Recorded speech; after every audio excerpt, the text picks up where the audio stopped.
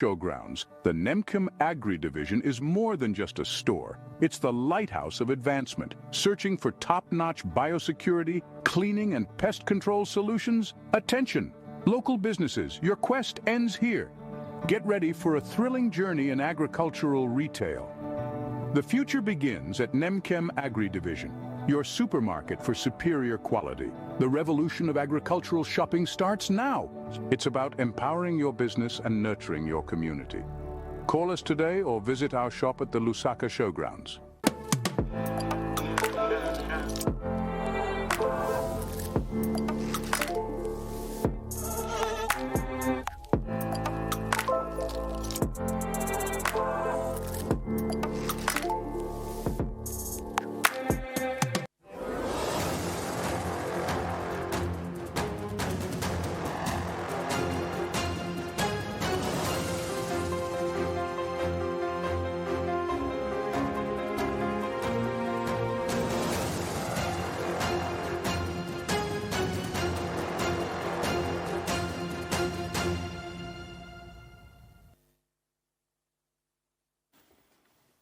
Hello, good evening, and welcome to Monday's edition of Diamond Live. We're so happy that you've found time to join us. It's been a colorful day, women celebrating Women's Day from yesterday up until today. So happy Women's Day.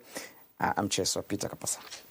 And I'm Chimweka. Glad to be here on a Monday. I don't know if today really feels like it's a Monday. Yeah, when it's a holiday like this, sort of feels like it's still Sunday, because I think, today's more of a holiday. Yeah. Yesterday was quite an eventful day for the women. But glad to be here back on Monday. Yes, back on Monday. And jump-packed show we have tonight. We'll be joined by the National Democratic Congress, NDC President Saboi Imboela will be speaking with us as a woman in politics, a woman in leadership. That is a conversation we'll be having in line with yesterday's celebrations and generally this month. I mean, they say March is... It's not just a day for women, which is commemorated on the 8th of March, but the whole month itself is regarded as Women's Month. So we'll be speaking with her shortly.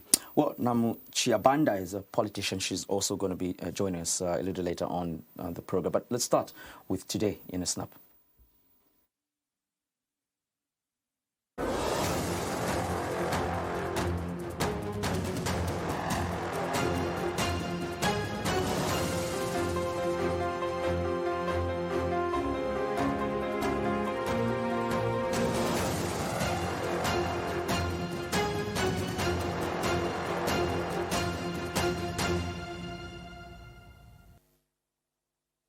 Well, I mean, there was a strong message from Bali on Women's Day. He was just advising the men to behave themselves, especially when it comes to issues around defilement. I think that that was a very strong message from the president. And in fact, I love this picture.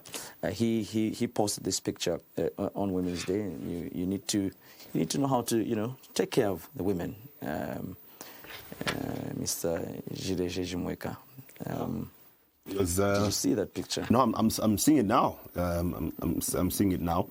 But look, I'm not very surprised. President Hakainde Hichilema strikes me as a gentleman. Eh? I mean, you tend to see that here and there. You see certain times maybe he will be mindful about his wife walking first, before him. I've seen that happen. Whether it's getting out of a plane. And maybe it's a bit different. And he's Republican president. There's maybe certain decorum that has to be followed. Maybe he has to, put the gentleman side of him aside for a little bit, because there's certain expectations that may be there. But I've seen it here and there that he does strike me as a man who does. He has warned. A lot of respect for his wife. Absolutely, he's warning the men to, especially defilers. If you're a coward, if you can't approach an elderly woman and you're going to sleep with a child, I think that should be unacceptable in this time and age. And I think that was a very strong message this Women's Day, and also him just encouraging more women to participate in politics. He spoke around issues of the August elections. He would want to see more women come to the fore and to participate in the elections. But aside Women's Day, we saw Munir Zulu out back home. He has, I did see various pictures of him, and we saw him just being welcomed by members of the PF. We saw Makebi Zulu welcoming him. I think he had more of like a celebration at his Minwood residence, and he is contesting the Lusaka Central parliamentary seat. He has announced his intention to contest the Lusaka Central.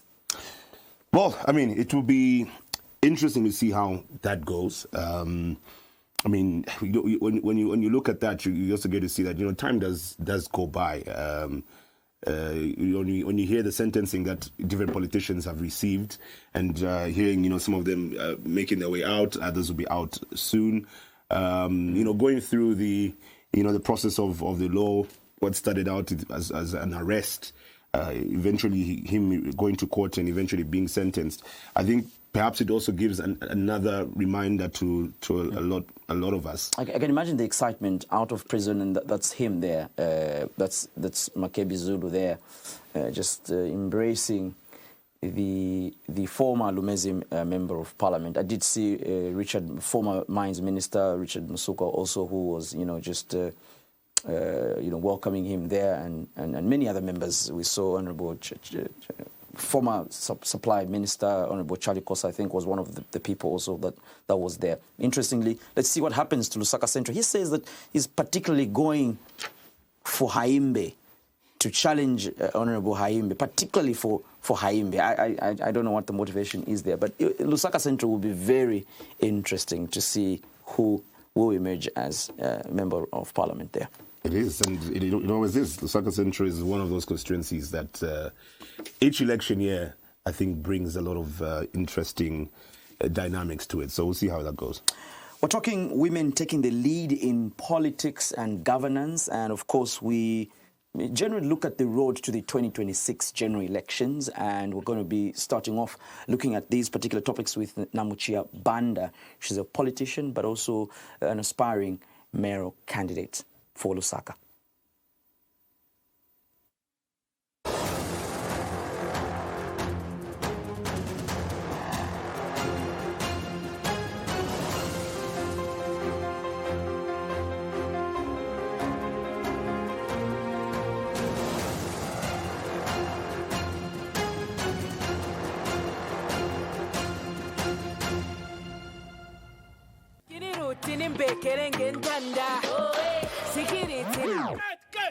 Iwe, ngia ibeva we mkashana kaboyo kubutuluke efukwatini tute.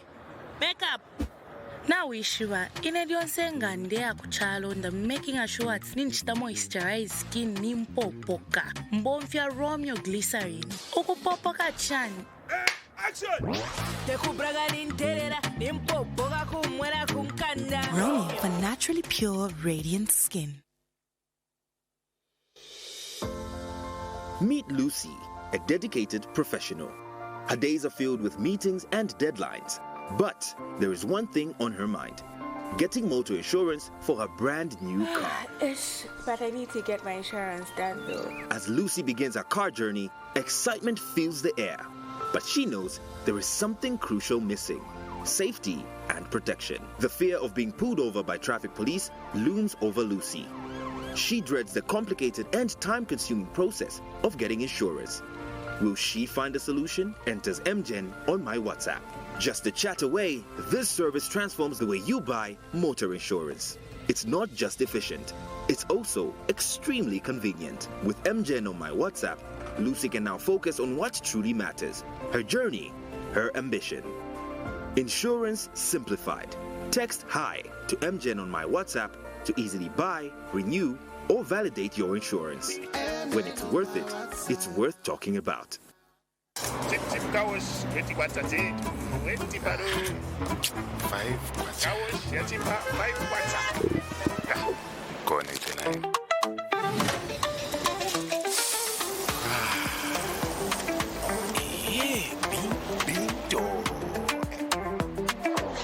plate.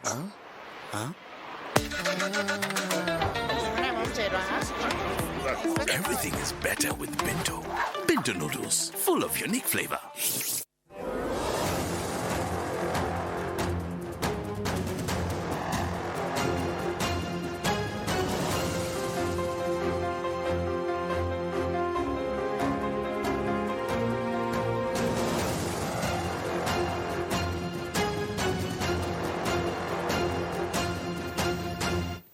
Welcome back to Diamond Live. You can call in. The phone lines are open.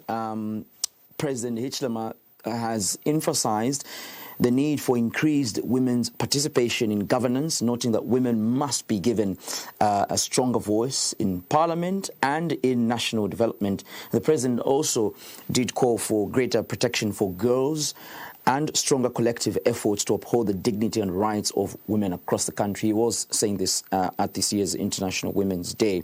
And on the program this evening, we look beyond just the celebrations, but we discuss women's participation in governance. We also look at representation in parliament and the state of the economy, but also women, on how women are responding to some of the country's economic challenges.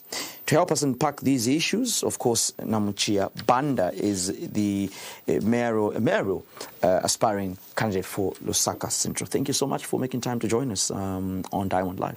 Thank you so much for having me, and happy Women's Day to all the women out there in Zambia. I love you, and I know I am here representing you, the street vendors, the marketeers, that young girl in the rural area. I am here to represent you. Let's start off with just how significant you think this celebration, Women's Day, is. Do you think that Women's Day translates in real change for women to take the lead in national issues? Yes, most definitely, most definitely. I think Women's Day is very significant in a way that, because this is a moment that comes over us to reflect, recognize where we're going, and also see clearly how everybody's placing us.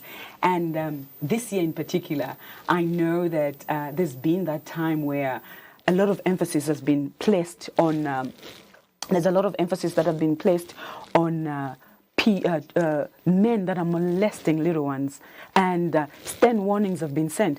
But for me, I'm thinking even a death sentence should be placed, because anyone that is doing this does not deserve to live. How can you live with yourself even afterwards? Can you imagine? I'm paying tax, and after I pay tax, I know that somebody who defiled a young girl is in prison. Let's put a death sentence to this. It will only end when we put a death sentence to it. Yes, we are recognizing it. Yes, Women's Day is one of those days that we are celebrating. But what are we celebrating about? We've had a little bit significance of change, maybe in boardrooms, a little bit. Isn't death sentence a little over too much? I mean, haven't we spoken about laws that must be repealed? I mean, there has been, for example, defamation of the president. And this is not to say any crime is okay. I'm wondering. The member of parliament equally for Kasama, she did tell us that she was proposing for castration. She was going to table, push a bill to parliament around castration. Perhaps we need to do much more? We need to do much more. And the more you put harsher sentences, the less it is. When you look at Middle East countries, in the Arab nations, why don't we have thieves? Why don't we have crimes there? Because they know once you're caught stealing, hands are chopped off. In Dubai, you can go shopping at 01 in the morning and nobody attacks you. The same offense, defiling the little girl, 2 years, 5 years. As a mother, it makes me sick to know that this person is there sleeping in prison and not being punished for it.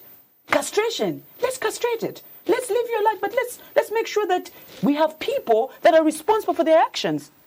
Because whatever damage that this is causing to our little girls is permanent damage. So when you justify it and say, isn't it too harsh? What about the life that you've destroyed forever? How do we then take this girl and bring her back to our original sense? The mental health of this little girl has been destroyed forever. So we need harsher more harsh punishment for this to go out forever. And then we're talking about how this day reflects on us.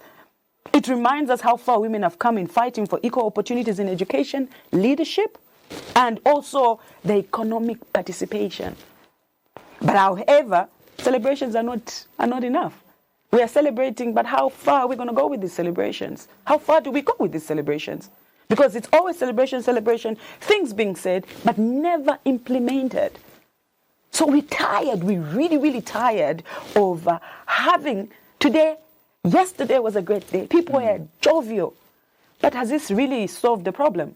We have leaders, we have women that have been put as directors, but it's just decorative positions. We still have men behind running a lot of organizations. So we need real power. We need policies that are going to be put in place so that we know that women are moving forward. So right now, we're not moving forward.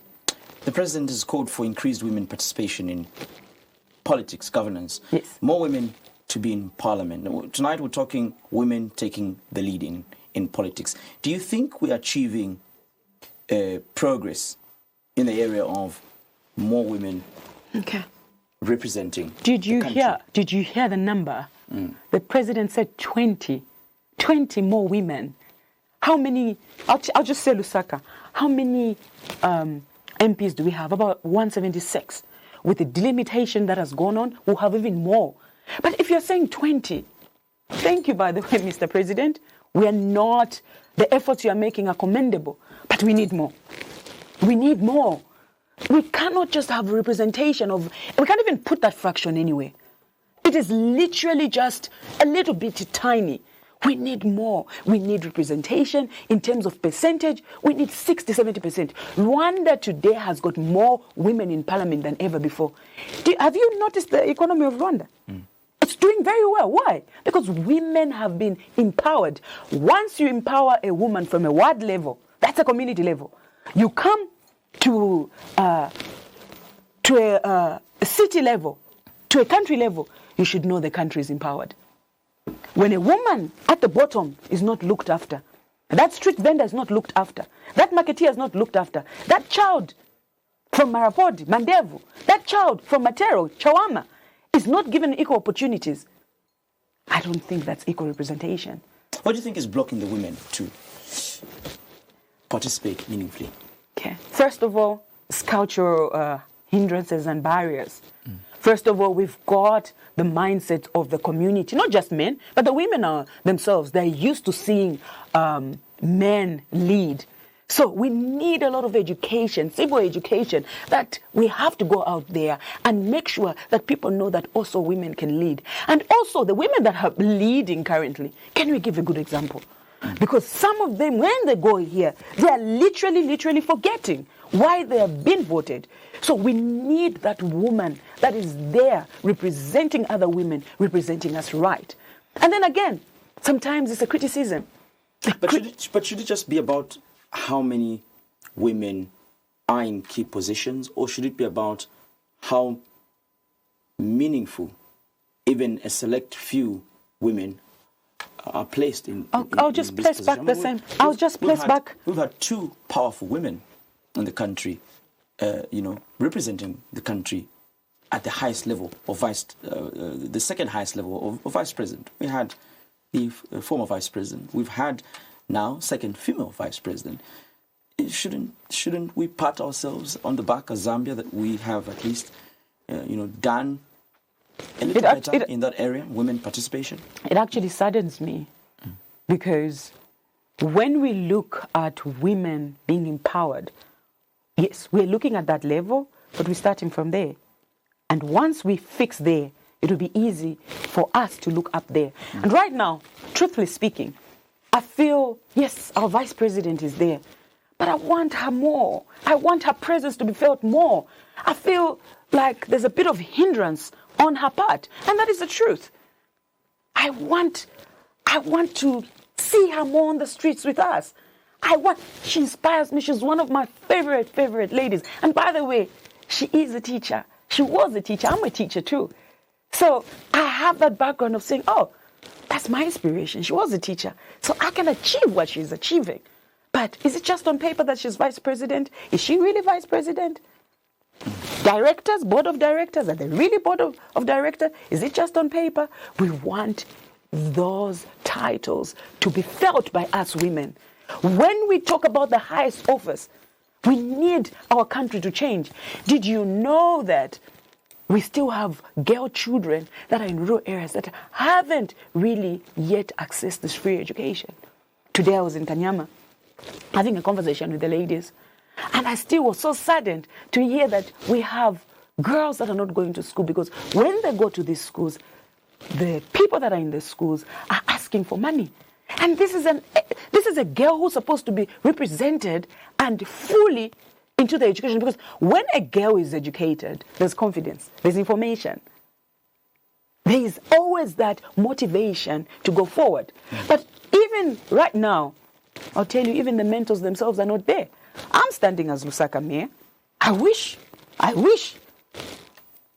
the people that I've reached out to be my mentors can also reach back to me and say, Namuchiya Banda, you're standing as mayor. We've been there. Let's work with you. I'm talking about the women as well. I'm talking about the men. I'm talking about the government itself. Whether I'm standing independent, whether I'm standing with the party, they should still avail themselves of uploading me and saying, you know what, we know it is difficult to get in parliament right now because there's financial constraint, but we are not going to provide everything. But even just one bicycle, make sure that you go and search for other people to vote for you. But that is not happening. That is not happening. You're vying for leadership at mayoral level. Yes. Are you happy with the support the community is giving you? Are you happy with the support that you're receiving from fellow women? Yes, I am very, very happy, but could be better. Because I'll give you an example where I was featured on Kani. The biggest people that bashed me, that was making comments that were negative, were the women. Some of them were saying, no, you're wasting your time. Go.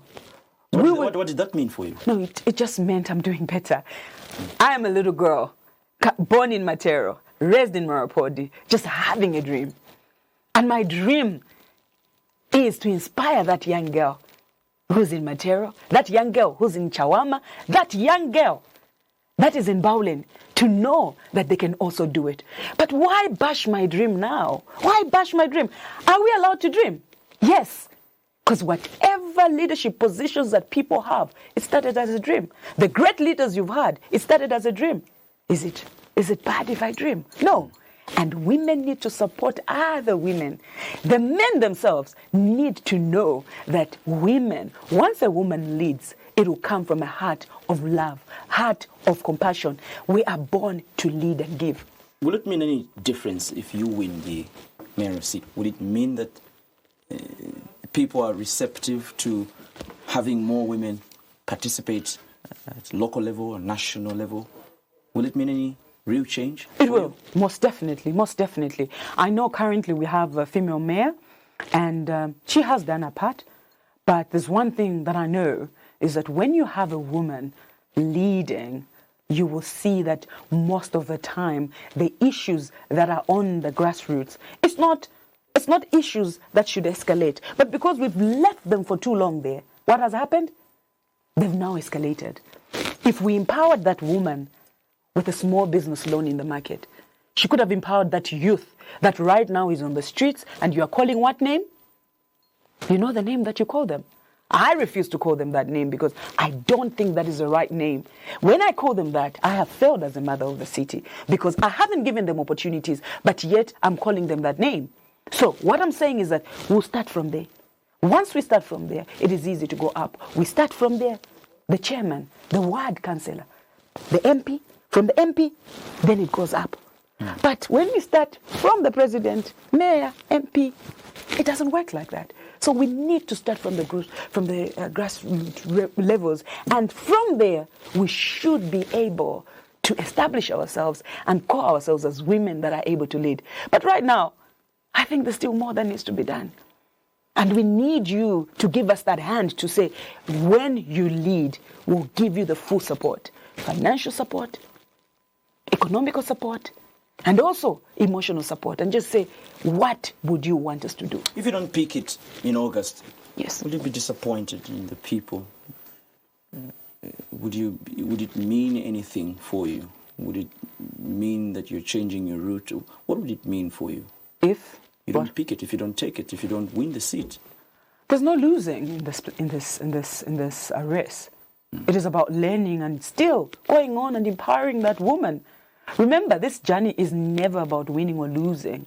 If we make it, we are making it for the masses. If we don't make it, we're still making it for the masses because the journey still continues. And this journey, there's no competition. We're not looking left, we're not looking right. We are looking at the prize. The prize is to get the poverty out of Lusaka. The prize is to make sure that we uplift that girl, we uplift that woman, we uplift that youth. We have to make sure that we meet employment levels that are at the highest level. We have to make sure that the youth is represented properly. And not only represented properly, but opportunities are given, skills are given. We've been promised jobs. The jobs are not there, but we are going to say we're going to create jobs in communities. And the only way these youths are going to be empowered is when they have skills. The women, the only way that they're going to be empowered is when you give them a little bit of a loan. Instead of chasing them out of the streets as street vendors, empower them. Bapaseni maloni, bapaseni tungono tumakapito, waike ni market. But you can't take them out of the street, put them in a market, and then they're not even making money. So we're saying put structures that are looking after women. We don't want these women to just be there. Instead of you guys protecting our women, you are there terrorizing them. Muvatengera vija vintu vamene vagulisa, and vija vintu vamene vagulisa, and vamene vachita feed my families. And you wonder why we have so much crime in Lusaka. You wonder why so much dysfunction. The woman is not being looked after. Let's look after the woman. From that street vendor, from that marketeer, from that little girl in the rural areas, from that little girl in Kablonga, Kanyama, that little girl in Munali. Let's look after all these women. We want a Lusaka that includes everybody, that looks after everybody. We are not leaving anyone behind. All we are saying is that look after us, come, hear our voices. And that is all we ask for, nothing else. There's only a few months before the general election. It's been 4 years and months now. Yes. Under the UPND. How do you generally assess governance under the United Party for National Development? How do you generally assess how they've performed? Are you happy? Governance in Zambia has been made, obviously there's a lot of strands that have been made in promoting obviously the dialogue and also the participation. Yeah, but I think they have done a little bit, but they can do more. There's still room for improvement. Because if you see, most of their MPs haven't really performed. Most of their councillors haven't really performed. And now, what has happened? It has put pressure on the head. Okay. So the governance has been, it's been there, but we can do better. And that's why we say, bring in more women. Even in the ruling party, bring in more women. You will see there will be change. And the 20 that the president is talking about is not good enough. Are you willing to be adopted on the UPND ticket if given the opportunity? I wouldn't say yes or no, but I think the main cause here is the people. Whichever party we represent, it should include the people, because Zambia belongs to its people, Lusaka belongs to its people. And there's one common goal that we are all fighting for. It's the poverty, the inequality. We don't want to go to Kanyama and then we go to Kablonga, it's different. We don't want that child that is in Chawama and that child that is in Matero having a differences in terms of opportunities. So we need equal opportunities.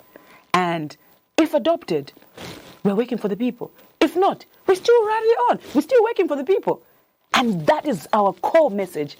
The people of Lusaka matter.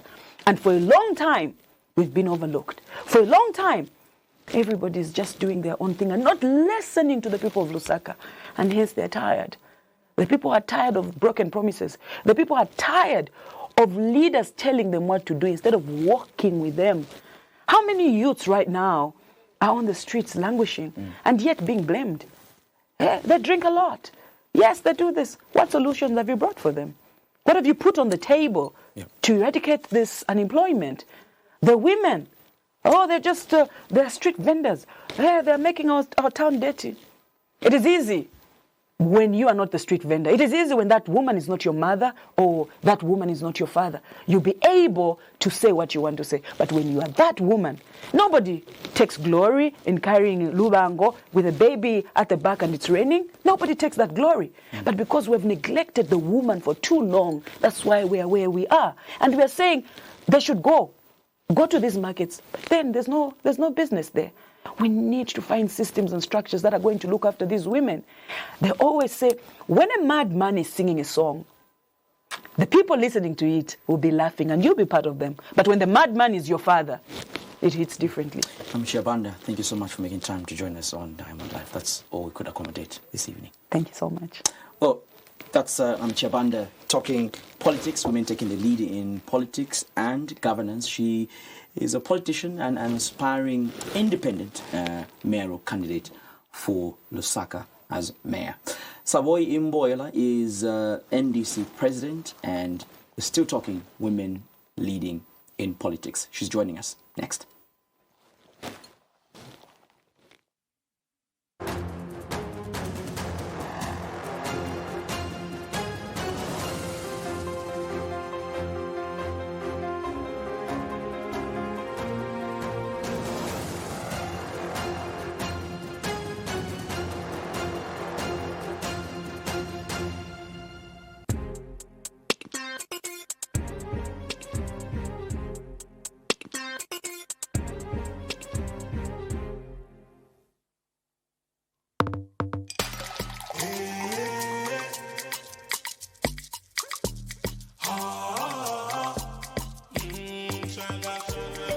Greatness is everywhere. It's in the places you go, the people you meet, the things you do. Introducing Shaka soft drinks, a unique, refreshing drink that celebrates greatness. Shaka, celebrate greatness. Women don't just shape homes, they shape nations. Having raised today's leaders and raising tomorrow's change makers. That's why this March, Diamond Media celebrates the power of women and the youth on what we are calling a She-volution. Look out for In Her Shoes, a compelling 4-part series profiling some of Zambia's most courageous women in leadership. And for the youth, Stephen Peary keeps it fresh and engaging as he breaks down the stories trending online, while the Upville squad speak with fellow young creatives who are on their journey to success. Plus, you can catch some of Zambia's most vibrant youths in media taking the lead in delivering news updates and moderating conversations that matter, especially in this election year. So watch the evolution of youth and women power this She-volution month, only on Diamond TV.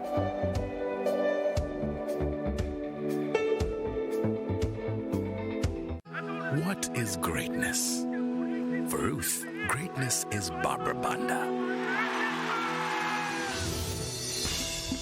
But to be great, one must fight and not let anything get in the way, so that tomorrow we become great.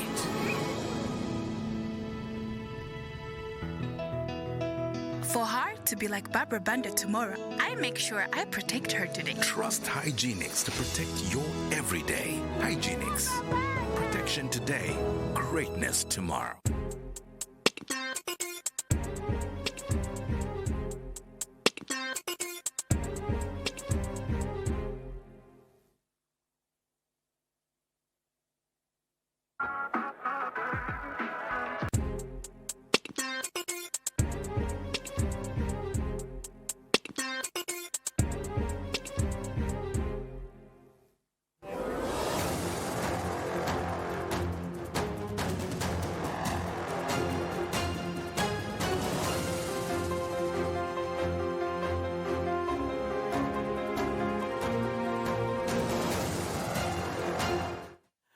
Welcome back to Diamond Live. We're still talking women leading in politics and governance.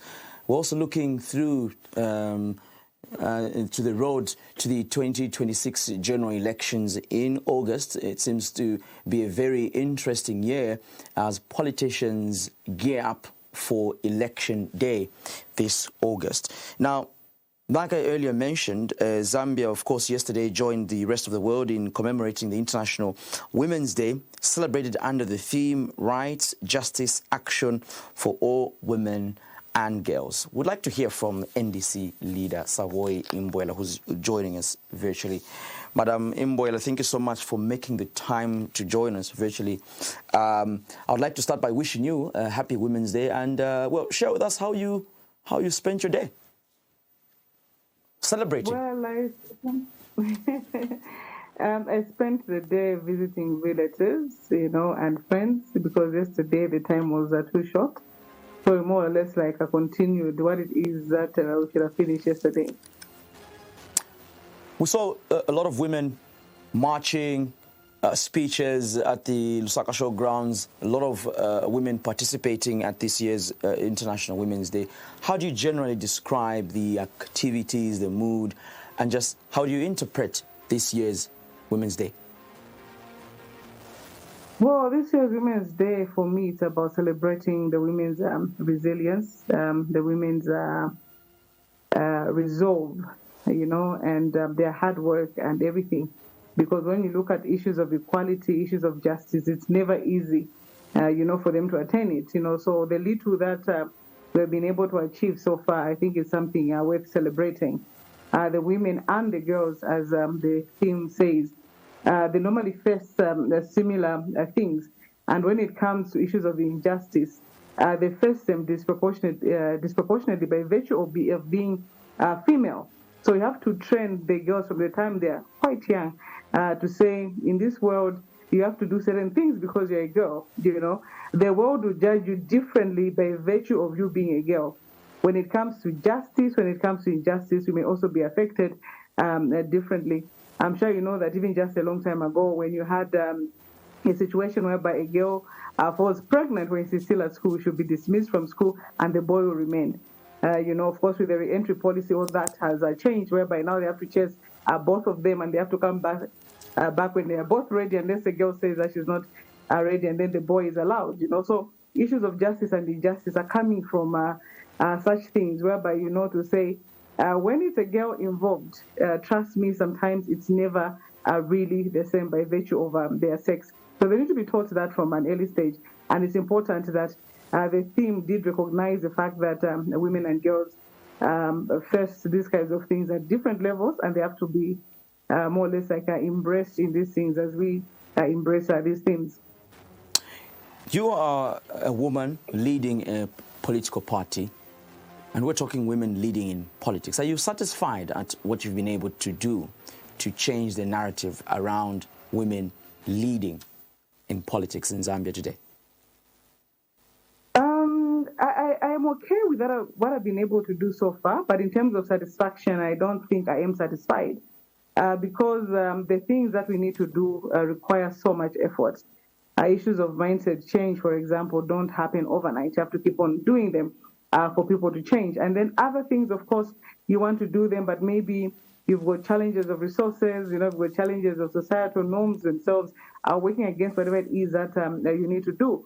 So it really takes time, and I know that when we continue doing whatever it is that we're doing, a lot of things will be better. I talked about the issue of the re-entry policy. I also talk about issues to do with politics generally.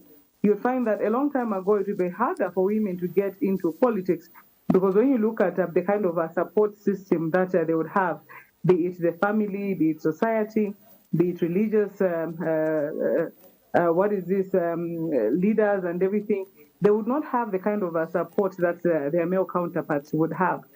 So women over a long period of time have had to really face certain things differently or being affected disproportionately, like I said earlier on. So in terms of what we need to do as a people, for me also as a female leader, is to keep on talking about these things.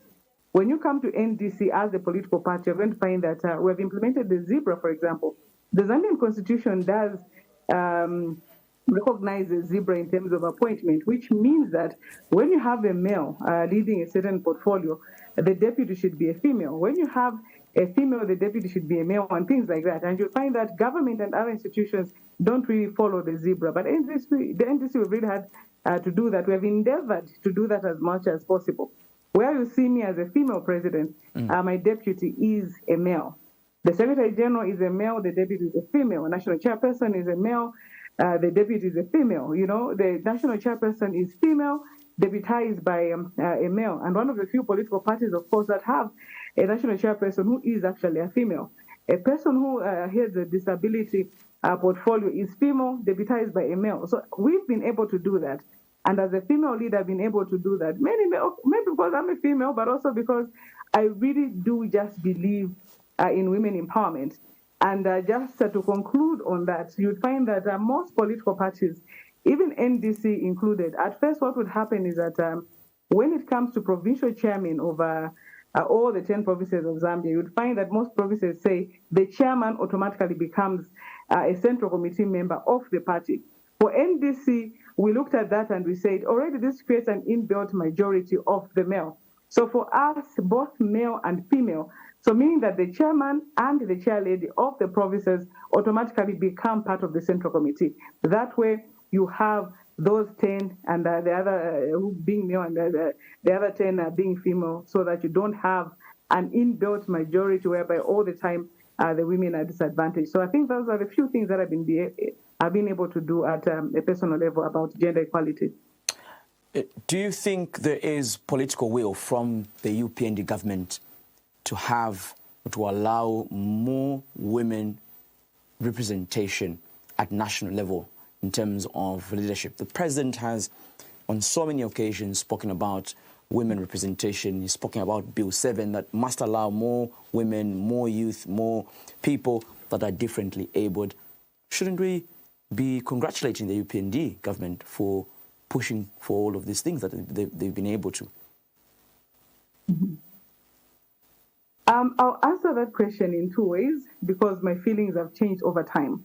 Okay, when the UPND government came into office, one of the first things they did was to scrap off the Ministry of Gender. In as much as gender means both male and female, we know that everything to do with gender is about empowering the female folk because they are the ones who are disadvantaged. So when it comes to gender equality, always advantage the one which is being disadvantaged. So where the males are the ones who are behind. When you talk about gender equality, you try to uplift the men.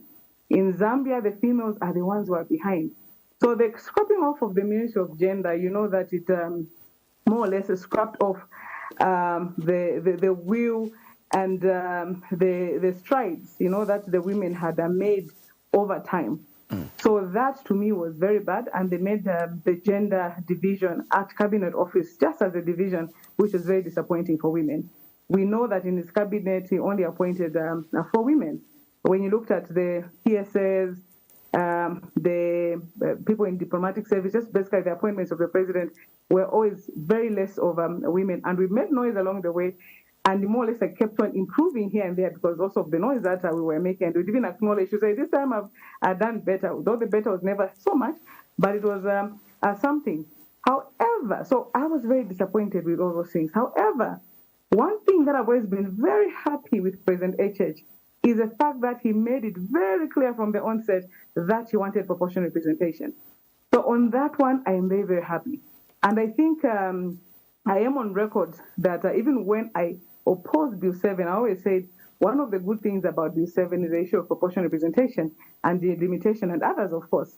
And the issue was always about the process. The process was not really fair. It was disrespectful to us as stakeholders, be it politicians, civil society, the church, and everybody.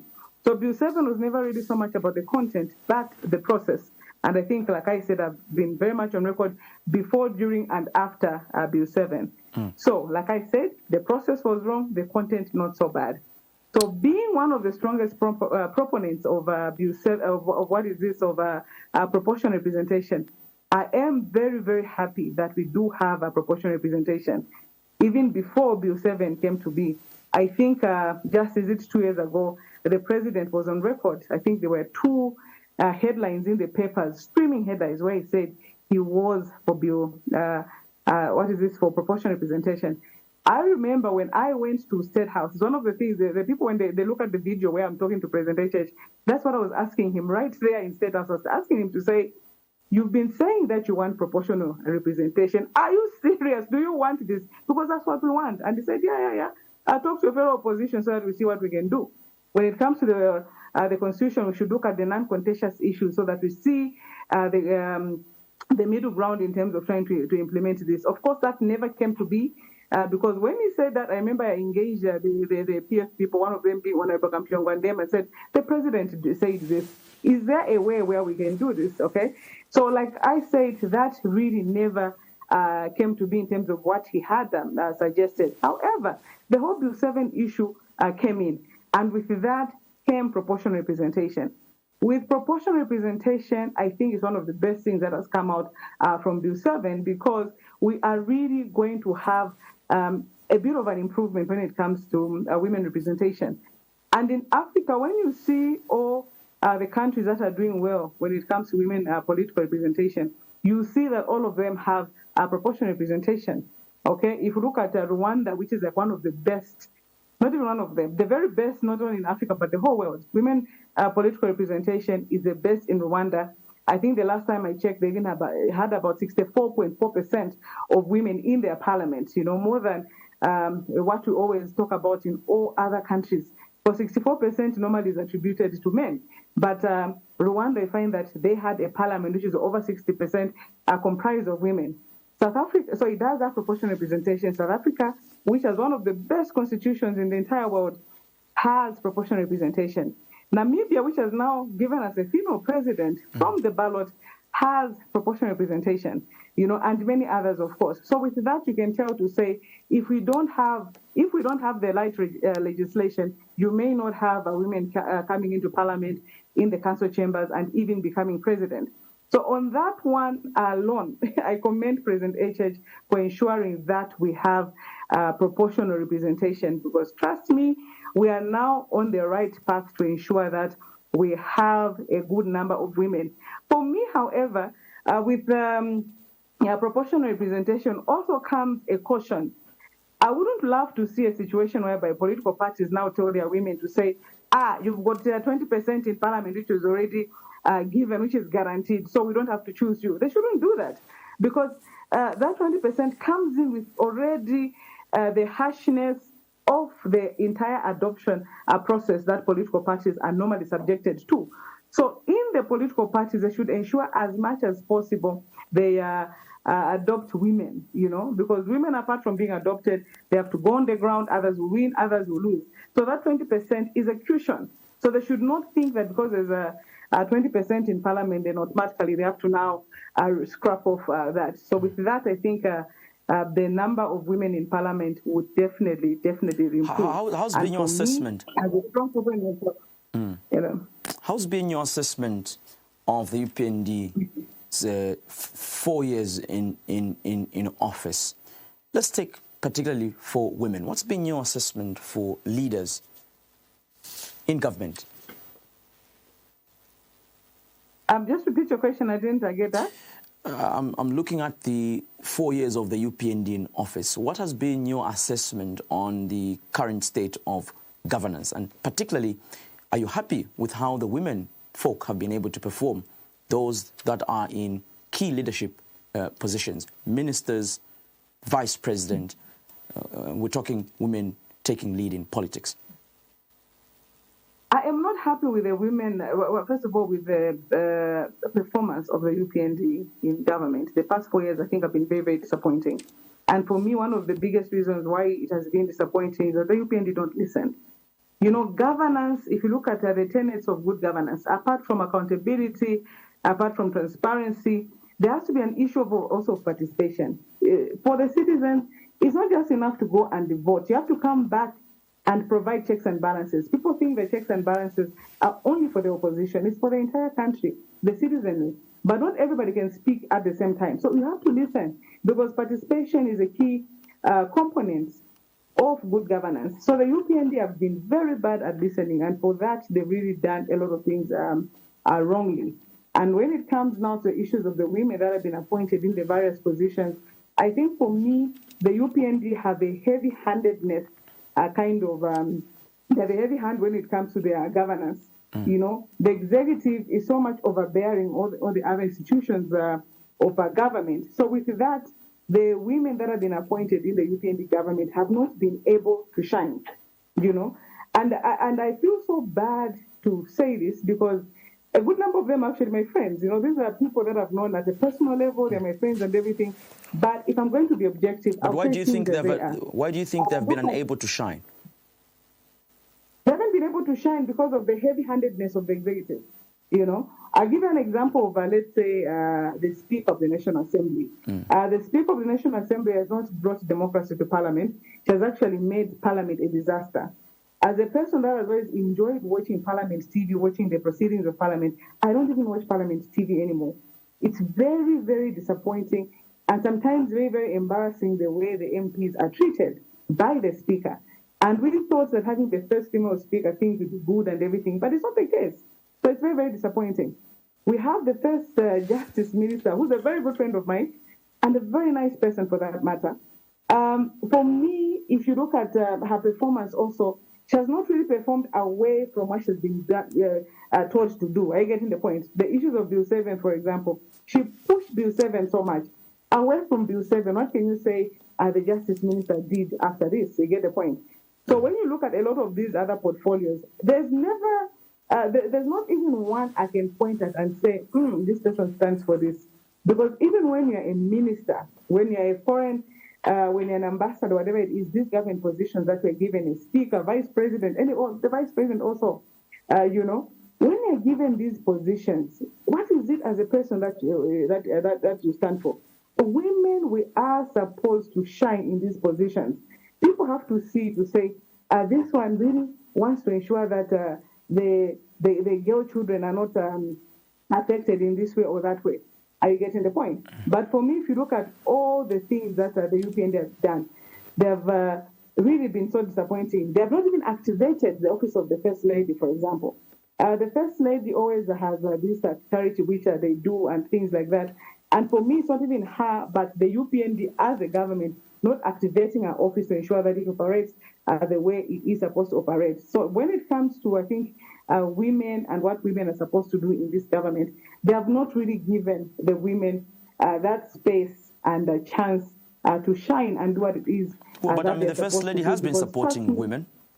Yeah.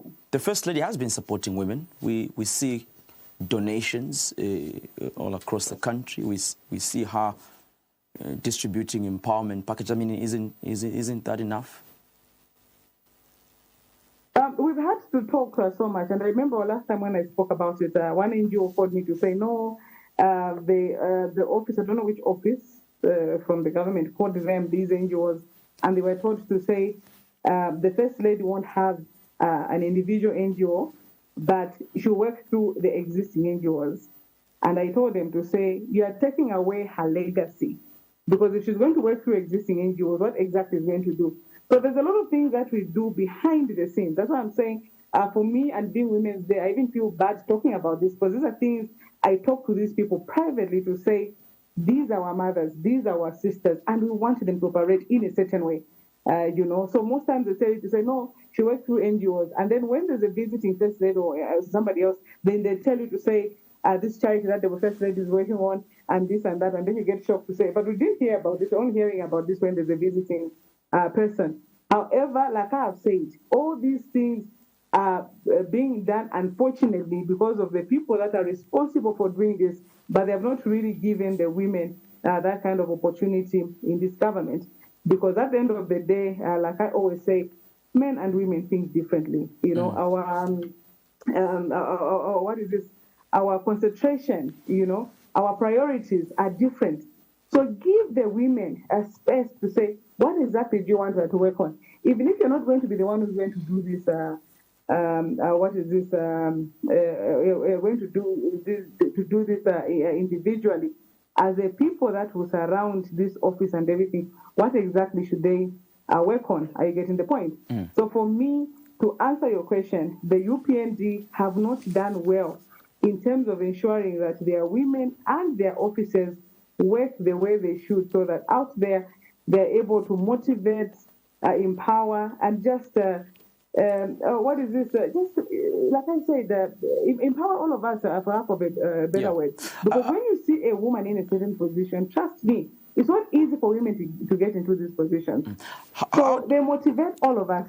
And when you see a woman in that position, you say, I want them to do this. I want them to do that. Sometimes even work on their behalf. You're in your home and they're thinking, I wish you could do this. I wish you could do that. And then now, because they've got other kinds of priorities, they do things that really are not good enough for the officers. How do you and the NDC describe the current political atmosphere, especially at the moment, especially as we are just 5 months away before a general election? The political atmosphere, I think already the temperature is going high. And if there's one thing that the UPN has been very good at is arresting almost everybody for anything and everything. I'll tell you something. My Secretary General is actually in Chimweka right now, arrested for something whereby when you look at the evidence around it, it's very, very shocking that I was even arrested for that. He was accused of having made those pictures where President HH was in a coffin and everything. You go to that page for Zambians for All 2026, and they've been posting all these things for a very long period of time. Very bad images of the president. And I'm sure they had pressure to say, there's no one who they can pin this down on. And then they find somebody like that and they pin it on. We did contact a cyber expert as NDC, and we uncovered where the whole issue was. That page, at first, it was called Twende Namuchiya 2021, and then later it was changed to Twende Namuchiya 2026. And when they saw the page, whoever the person that was running the page, they saw the page, I think they mentioned that. I'm saying this because the person confessed when they finally was arrested. He said he sold it to Dr. Stampa. I get in the point, who's in the USA, and they are the people that have been posting all those things or whatever it is. I don't know if he sold it as well or he's the one running it. They first arrested my SG, trust me, for just political reasons to derail us and everything. Because immediately we got a cyber expert, she brought the evidence to us and she was like, we even wonder why they arrested your SG. I had to take the evidence to the police to say, this is what is going on. The same thing I spoke. For the first time after a long time, I made sure I even contacted Clayson Hamasaka. I made sure I contacted Mr. Mundia, that is Christopher Mundia. I contacted Mr. Levingom. I even contacted the president himself. So that if people are lying to them, they should know that this is the truth. Are you getting the point? But I've seen that I think in Zambia, we're not interested in the truth. When somebody they just pin down something on somebody because somebody has got a certain kind of interest, they don't care. They look at this person who's been running around. My SG does not even do the usual politics whereby he criticizes the government to say they have failed in this, they have failed in that, and he doesn't even do those politics. For him, it's strictly administration and policy of the party, away from all sorts of things. But there he is. He's been in the South, first Central Police, and now Chimweka for now 12 days. Has it been tough? Has it been tough to mobilize? Has it been tough to mobilize? Has it been tough to mobilize your party? I mean, the way you describe the political atmosphere seems very tough. Is it tough within the political atmosphere now? They are very, very tough because you have ruling parties that think that they own the country rather. And I don't know why people never learn, because political power is very temporal. Whoever has political power is just with them temporarily. And next thing there's another group of people, and funny enough, doing the same things and everything, So to be honest with you, the fact that politics in Zambia are tough are the reasons why many people should join politics, especially women, so that we should normalize doing right things in this country. Because for me, I think it's the reason why we don't even develop. Because our politics are so toxic, our politics are so bad, there's so much evil in our politics, Even when you know that somebody is innocent, for example, like the case I described earlier on of our Secretary General, maybe they look at it to say, this is the person behind all the mobilization in the NDC. So get him, put him in prison, and that's it. Because now the strategy of the UPN, you can tell that for them it's about arresting everybody, so that by August 2026, almost everybody will be jailed or in cells or whatever it is, so that they don't mobilize the way they should. But it shouldn't be like that. It shouldn't be like that. And like I said, that is why actually we should, as much as possible, be in politics and do what it is that we need to do. So the right things are done. Zambia, like many other African countries, we're failing to govern ourselves because we have taken the wrong side of politics. We think when you're in government, it's your country, and everybody else should bow down to you. And it doesn't work like that. Because very soon, by August, there will or there may be a change of government. They don't happen to you that have been doing all this evil to your friends. It really doesn't make sense, How do you describe the current state of the economy? Well, the current state of the economy is really bad, to be honest with you.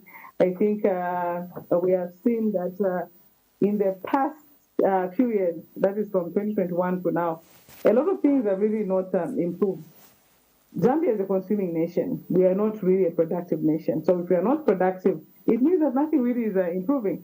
When it comes to our gold, our copper, or our minerals, we have not had good policies to ensure that we make money from our minerals. So to be honest with you, if you look at the economy, it can't improve with the kind of policies that the European government has been able to implement. The farmers as well. We thought the president, being a farmer, he would ensure that there are good farming policies. People's the farming inputs and everything, they're given to them on time, and then once they have their produce, they buy them and give them the money on time and things like that. But that has not been the case. So the agriculture sector is in a mess. If you look at even the currency has been able to gain the past few months, and so fast. Why? Because we know that this is an election year. Why wasn't it gaining all this time? The Kwacha has been performing very, very badly for the past 4 years. And then in an election year, we are seeing this improvement. Power, for example, it's shocking that we even have power now. When power goes these days, it only goes for less than 30 minutes. But before we would have power, 3-4 days, we don't have power at all.